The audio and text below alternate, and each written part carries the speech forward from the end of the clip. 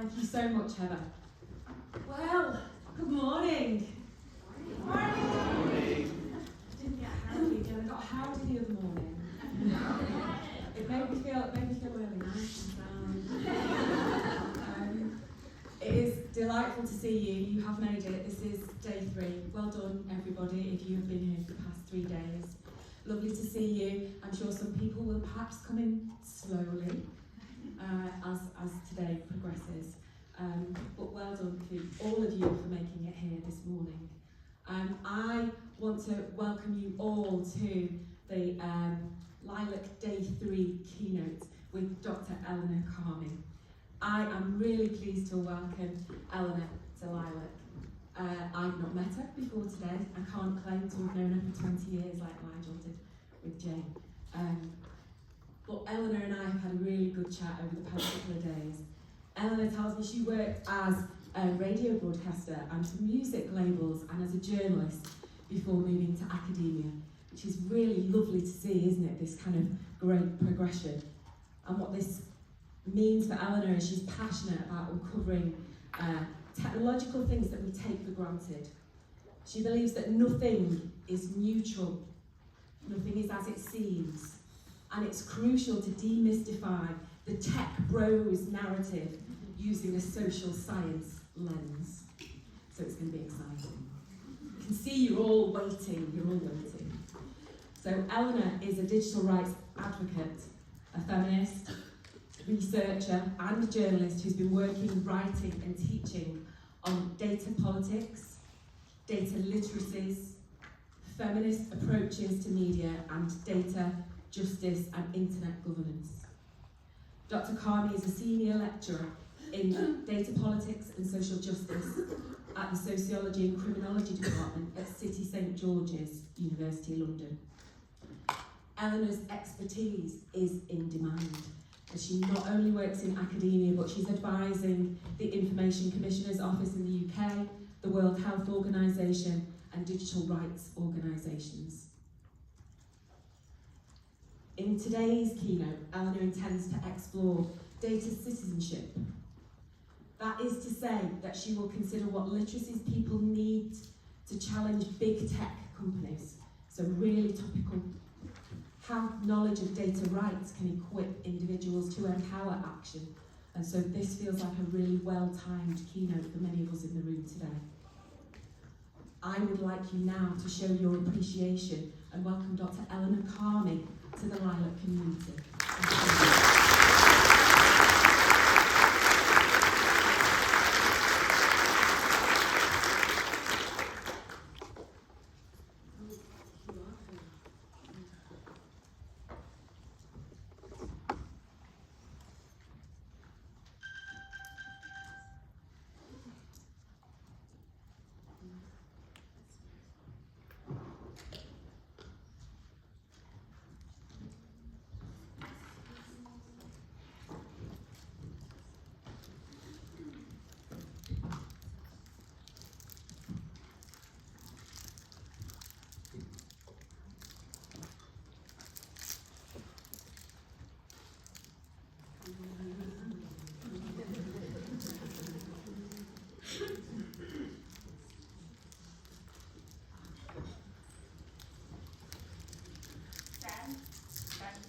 Are you looking for the QR code? Yes. Is it on the set of slides? Yes. We're on this screen, or on this screen, not that screen. Not that screen. Yay!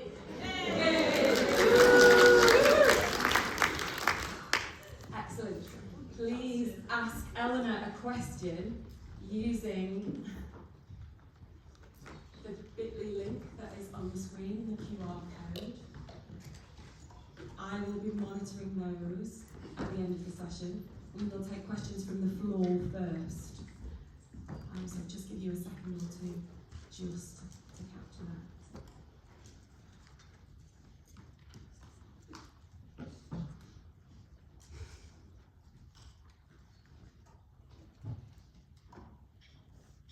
I can't see any more phones up, so I'm going with the assumption that all of you have got it.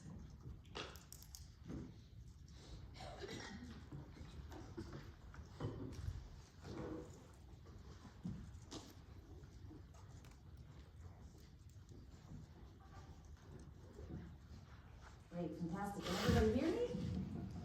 Is it okay? Okay, so hi everyone. Thank you so much, Sam, for the wonderful introduction, and in general for LILAC for inviting me. This is my first LILAC, and I've been meeting a lot of you in the past few days, and it's been an absolute pleasure and a much less hostile environment than most academic conferences that I've been to. So it's been really accepting, and it was just a pleasure. So thank you so much for kind of embracing me. And I know that I didn't invent a new song, and there's no confetti like yesterday, but I hope that you would still find this talk interesting. And yeah, so let's begin. So today I'm going to talk about data citizenship, which is a framework that we've developed with Liverpool University. But I'm also going to talk about different projects that I've been working in the past few years, and kind of what it means in the very problematic landscape that we are in. I think in the past it was a bit more tricky or challenging to explain to people why we should care about the way that technology companies are kind of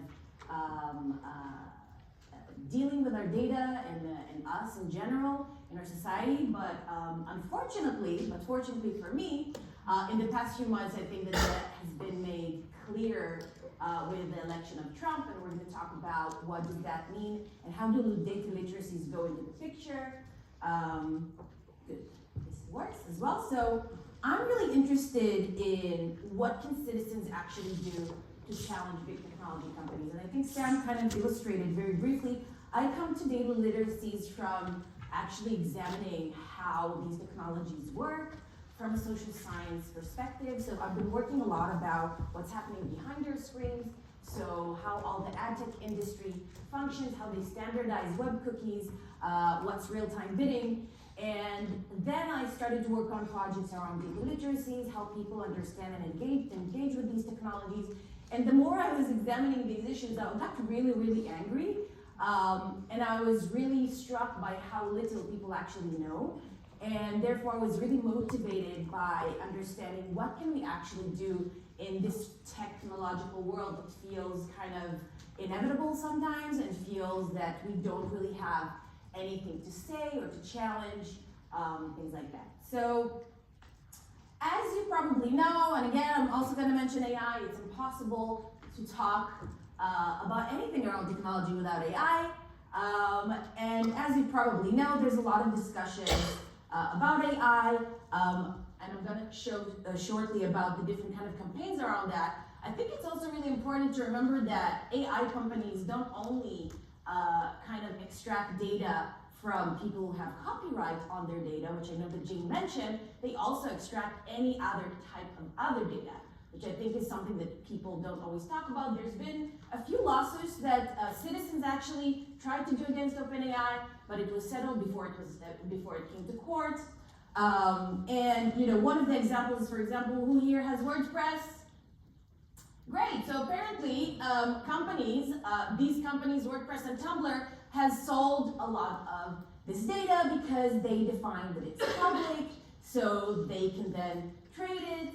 And you know, when you ask OpenAI, for example, which kind of data they're asking, this is one of the most famous interviews. They don't seem to really know where they take their data from.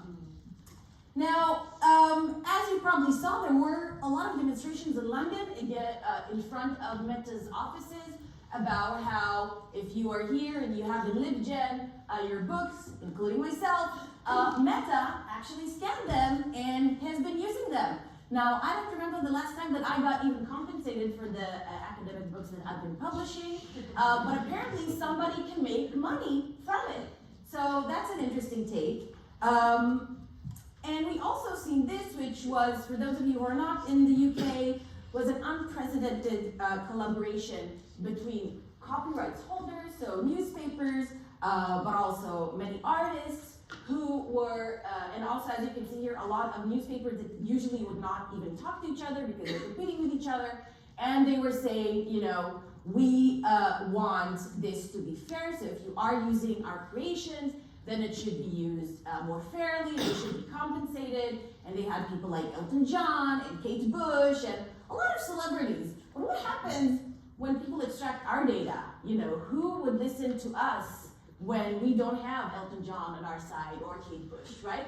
And these are kind of the questions that really bother me, because I think a lot of these kind of campaigns many times show kind of the power asymmetries that we have in our society, and who can actually do these campaigns and who is getting listened to. Because the government did say that they might reconsider. I mean, every day there's something new. At the moment, they might say that they actually maybe gonna water down the Online Safety Act. For those of you who don't know, I'm happy to talk about it a bit later. I'm just showing you this to show how there are a lot of power struggles and how these technology companies are doing different kind of things to us, and how us as citizens, we don't have a lot of leverage against them. And I'm really interested in examining what can we actually do. So a lot of the times, and as somebody who's been working in this space for a long time, and I've been teaching a lot about advertising, people say, I have nothing to hide, or I don't really care about my privacy because I'm getting these ads and they're very nice.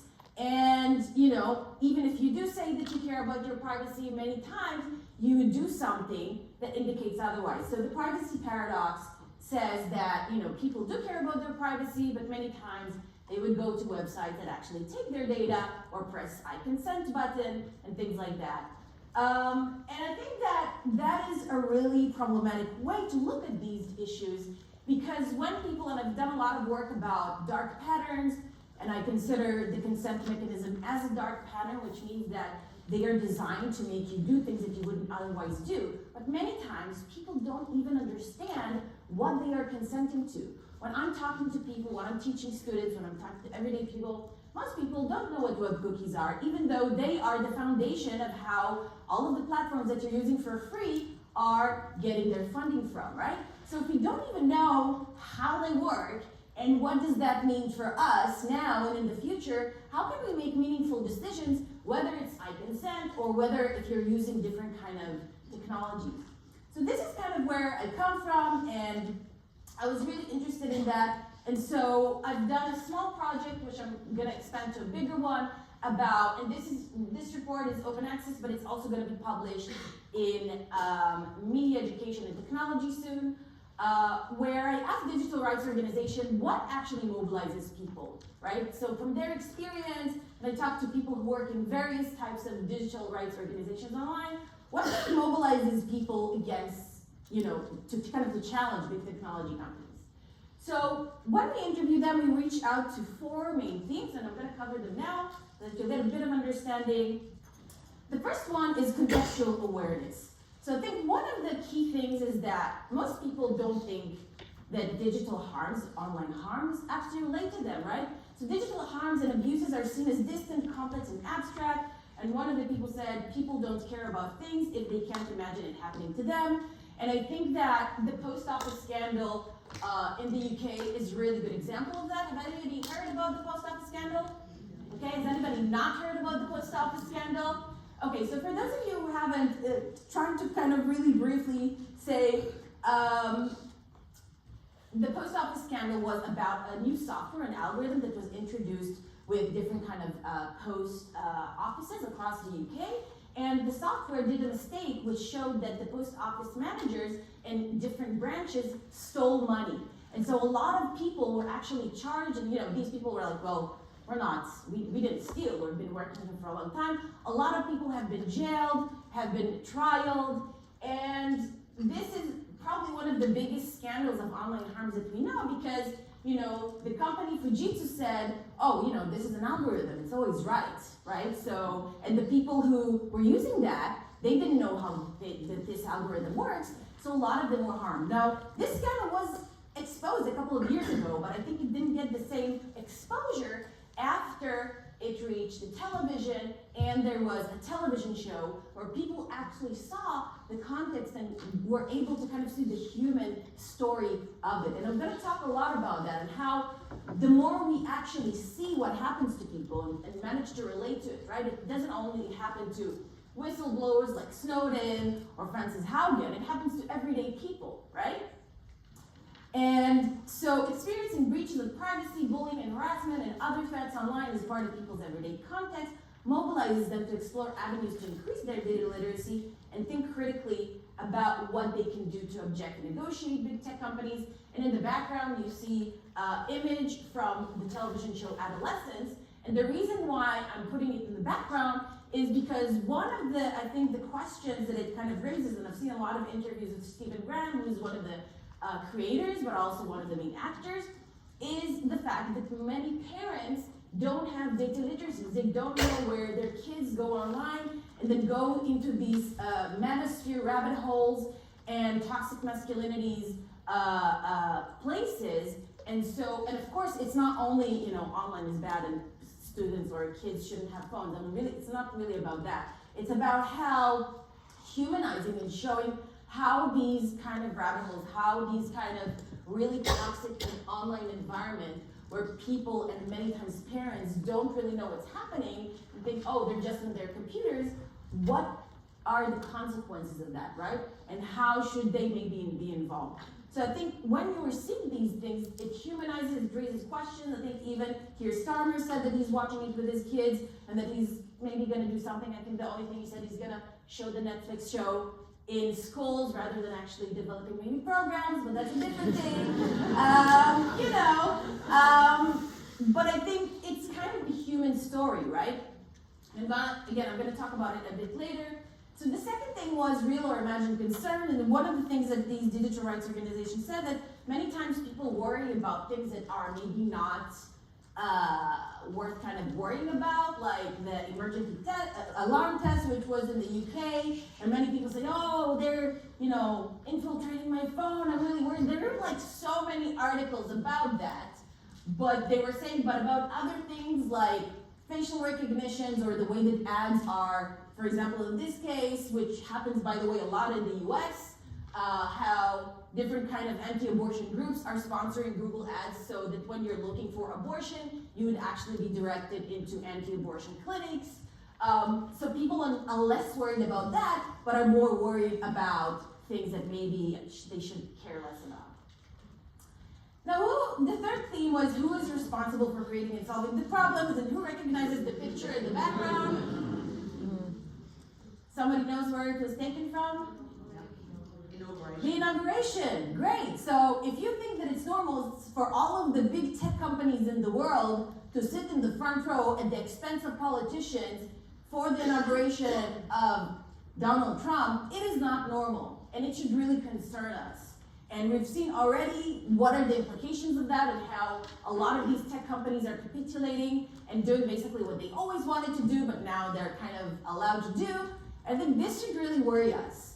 And this is kind of, you know, clearly this is what a lot of the digital rights organizations that I was talking about, they were saying that they're responsible. But again, I think that, and again, this happened, and I'm going to show other things that have happened since the election. So all of a sudden, Facebook and Instagram get rid of fact-checking.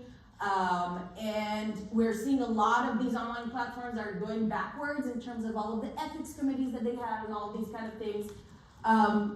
And I think it's important to remember, these companies are not there for your amusement. They don't care that you're socializing on their platform. They are advertising platforms. That's what they are. They also are happy to host you there, and if you have connections there, that's great.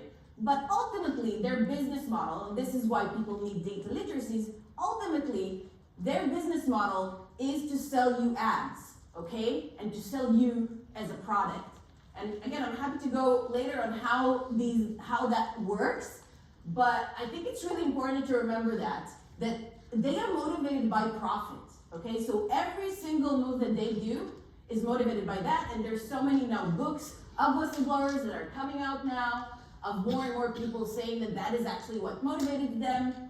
It's not a secret, right? We've heard from multiple whistleblowers. I personally think that one of the most significant ones is Sophie Zhang, who basically showed how Facebook doesn't care about any other languages, so they don't have any moderation or any kind of fact-checking or disinformation, misinformation in any other country that doesn't speak English.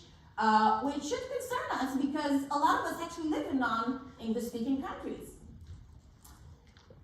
So one of the things that, some of the things that these NGO practitioners kind of told me was that they think that people should be able to negotiate different measures that these platforms make about them. People should be better informed about companies' policies, and there should be some kind of accountability for those harmful processes created by the big tech companies.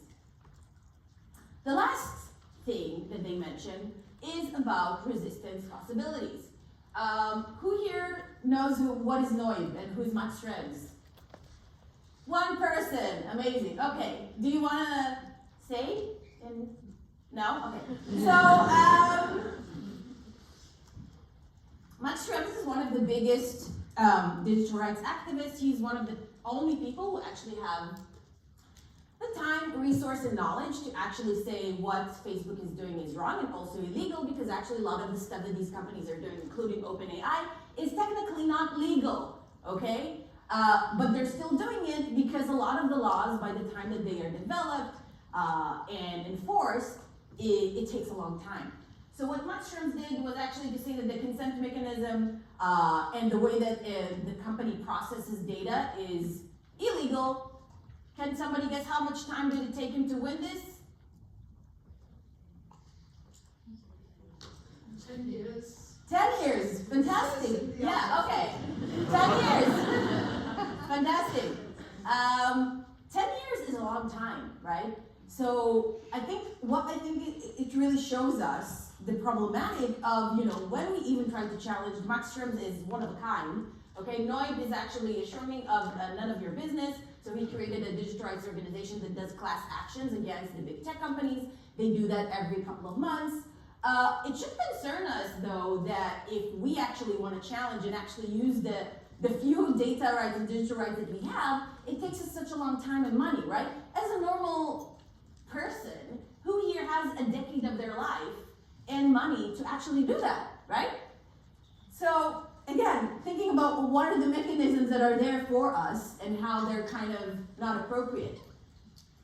So, on the other hand, a lot of the things that digital rights organizations told us is that, yes, they agree that social media are problematic, but also they do offer tools that people should use, such as reporting, blocking, and that would maybe help people understand better how these things work. So sort of what they said, the more citizens shout about the issues that they care about, the faster these issues become visible and experienced, and therefore expand the public awareness and social mobilization. This is from Glitch. It's a really great organization that does great stuff. And this is from their project about digital citizenship, about how you should, if you see somebody doing something online that is inappropriate, which is probably a lot and every day, you shouldn't be silent. You should actually mention that. But I think a lot of the times, and this relates to the framework that I wanted to introduce you to, how do we even know if something is an online harm? We need to have the appropriate data literacies for that. So together with Simeon Yates from Liverpool University, we developed the data citizenship model, and it relies on previous kind of literacies, and we actually develop and explain the different types of literacies in the article that we talked on. This one I'll show you later, and how this kind of model expands on them and kind of uses Paulo Freire, who is from Brazil, about kind of active citizenship and how citizens should have this kind of consciousness to be able to understand the data and power structures in society. So we divided it into three main kind of clusters. The first one is the data doing, which incorporates practical skills, which I'm going to show you shortly, involving data handling, data management, data thinking. Data thinking is kind of the critical skills, and data participating is what we can actually do about it. So here are some of it, and again, you can see it in our report. So some of the actions that we consider to be data doing are accessing, assessing, data creation, data citation, data management. Data thinking involves awareness of data protection rights, communicating with data, critical data analysis. I think one of the most important one is understanding the data society. So how these companies are funded, how algorithms work, how dark patterns work, That is extremely important, and I think that is very different from information literacy, because the way that data and content are delivered to you is extremely different. It is personalized, it depends on tracking you on multiple sites, and it changes all the time. And then the final one, which I think is not always emphasized, is what I wanted to emphasize in this talk, is data participating. So how do we participate? How do we as a society, what can we do with data? Can we use it for our advantage? Can we use it for our community? So these are the kind of things that we were thinking about. And again, we did a lot of workshops with people, and we realized that, yes, citizens have some data rights, but again, the most simple thing, when we ask people what are data, the majority of people don't know. Most people just think, oh, it's my name, it's my email, but people can't really imagine all of the data points that these companies extract on them and use. Not only that, the majority of people, if you ask, so which companies do you think that have your data? There's like Facebook, Google, they never think about the government, but they also don't think about the thousands of companies that are trading their data they're not even aware of, okay? So they don't know what is the business model, they don't know how algorithms, cookies, ad tech work, and that is extremely problematic, because then you don't know how to make informed decisions about how you operate in these contents. So I wanted to show, and I'm gonna do it a bit faster because I see that I'm a bit running behind time. I want to give simple ways to organize as a society. So I developed a really short kind of framework. So it's Data and AI Citizenship, Learn, Network, and Act. This is California Nurses Association that have organized against the kind of the introduction of AI to their work, which also happens here. But they have developed, and I'm going to show you shortly, really great kind of guidelines for how to introduce that. The first thing is Learn. This was published, I don't know if any of you have seen this, but these are people from the federal research who have been showing how a lot of research is extracted if you use all of these words. So as you can imagine, as librarians, you would probably have a lot of interesting work in trying to kind of figure what to do with this, but also we're gonna see probably how people use it in more creative ways, but it's about learning what is happening at the moment. This, I think, was also based on a research from somebody here at LILAC, right? Yeah. Which is, I think, quite disturbing, because we always think, oh, maybe it's only happening in the US, these things. And I think it's always important to remember that just because something starts in a different country doesn't mean that it's not going to come to yours just because you think that you're in a democratic country. We're seeing that these issues are seeping here as well. And for those of you who are following all of the kind of the actions against drag queens reading in libraries, it also happens in the UK. So again, it's not the thing that only happens in the US, and we should really be aware of that. We actually developed 7 principles for developing and delivering data literacies. I'm going to read it very shortly, kind of ensure citizens feel empowered and have practical and alternative routes. Consider the design and practical challenges citizens face. Make clear to citizens their rights as citizens and not only consumers, which is one of the main problems when students and people are being taught is mainly how to be better consumers and workers and not better citizens in their democratic society. And meet citizens where they are, just kind of in their own context and communities. Address the challenges of adults, which usually don't have somewhere to learn that. Support skills development, but also citizenship, and provide critical understanding of the power relations in our datafied society. This is from Catherine D'Ignazio's latest books about where they kind of mobilize people to document how many women are being murdered in Latin America because it's not being properly explored or examined or documented. And so she covers the data activism that they've done around that. Second is network, because libraries are the main place for us to network. They're in our communities, they know how to adapt a different kind of literacies for us. They are a really important place for us to meet our networks of literacies, which is a concept that I developed which is about the ways that people engage with others, where and with which media, to gain the digital understanding, skills, and competencies in ways that fits them. And this is what we discovered, when we were working with a lot of these groups, that, if you want to know how to identify dis or misinformation, you would ask your family, or that tech friend that you have, or that colleague from work. You always have different types of networks of literacies, and we have to rely on many times on them because the government doesn't always offer those options. And 3 Act, as I said before, the nurses have developed a Bill of Rights, kind of guiding principles for AI justice in nursing and healthcare. And I think the different disciplines, including librarians, should organize and develop the guidelines that matter to them and be proactive instead of, when we have a lot of universities and in general libraries that we're being pushed this kind of AI. If we have to use it, we want to use it on our own terms, so we need to develop different kind of guidelines and rules on how we want to adopt that. And again, with a lot of what's happening in the US right now, there's a lot of activism of archivists, people who are trying to save a lot of the data sets that are being removed and deleted from different kind of government places.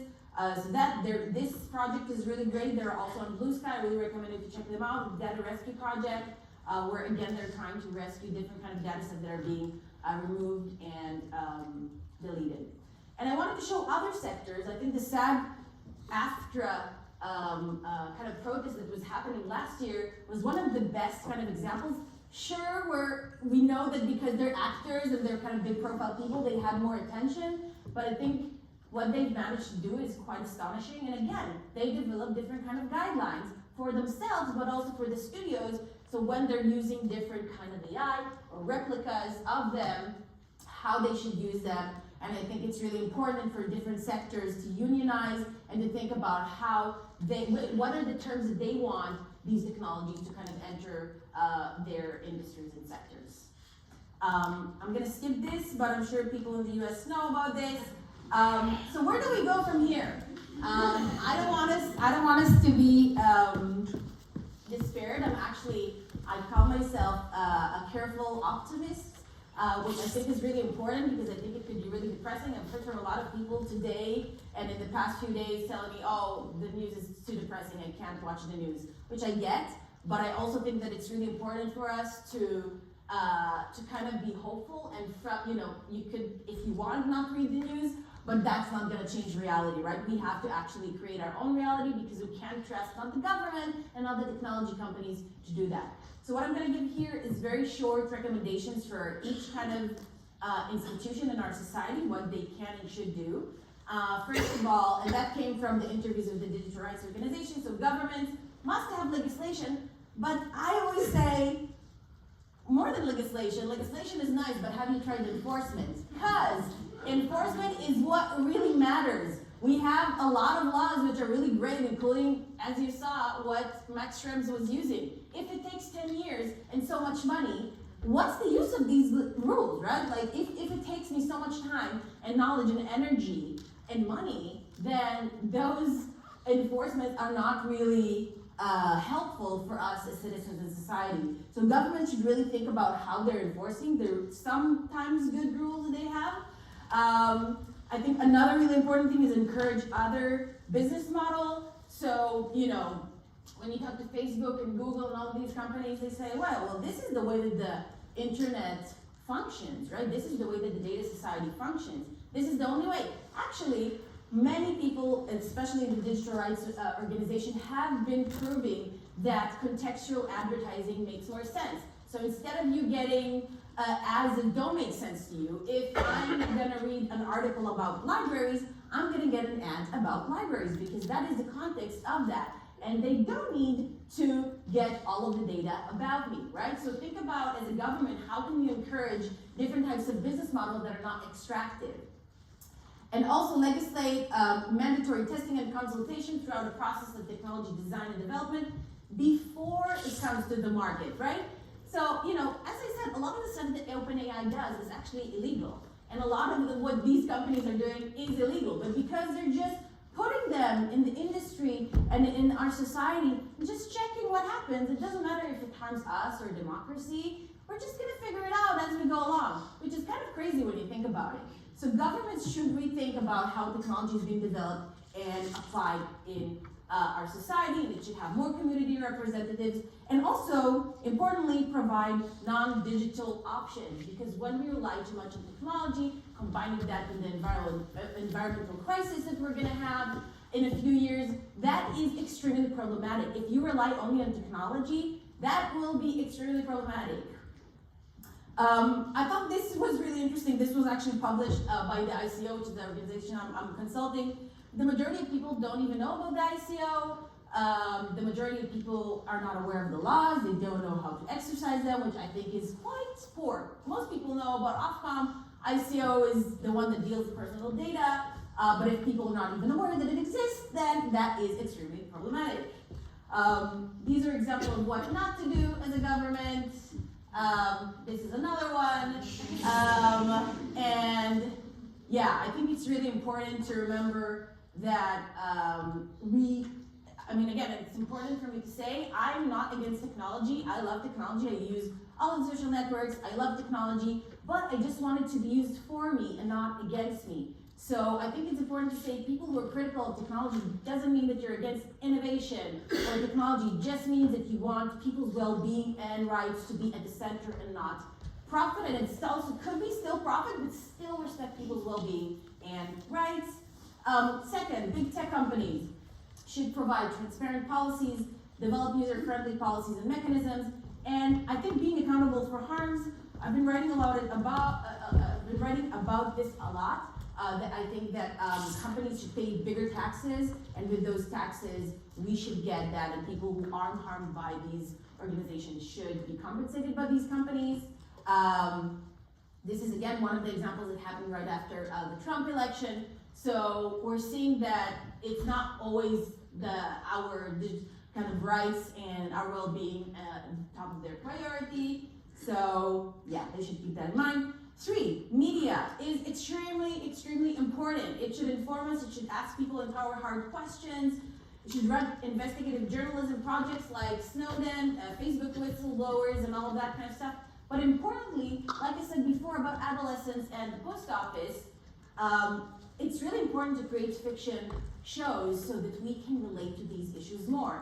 One of the best shows about that, I think, is Black Mirror. This is from the new season. If you haven't seen it, I really, really recommend you to see it. I'm always giving this story, I'm going to tell you as well. When I was teaching digital advertising to my students, I was always telling them that they should cover their camera, and they didn't listen to me. But then one day, everybody came to class and covered the camera. I'm like, yes, finally, all of my teaching was actually effective. And then I asked them, so why did you cover the camera? They're like, oh, we saw that episode on Black Mirror when they filmed it backwards, so we were like really scared. And I think this is exactly how you manage to contextualize these stories. People manage to see how these technologies can harm them. This is an extremely depressing episode, but also really, I think, interesting about how technology can harm us and all this kind of subscription model. I'm not gonna ruin it, no spoilers, don't worry, but I really, really recommend you to watch it. 4th, NGOs, raising awareness and context of harm and risks. This is a project that is done now these days with the Good Law Project. After one woman she sued Meta, and she said, oh, Meta can't use my data to give me personalized advertising. It doesn't mean that it's not going to get advertising, so it's going to give non-contextual advertising. So they're doing through their project that you can actually ask because that's part of your rights, which many of us didn't even know. Another really great organization that I really recommend you to check out if you don't know them, they're Witness, and they do a lot of cool things around deepfakes, educating people and showing them how they can mobilize as well.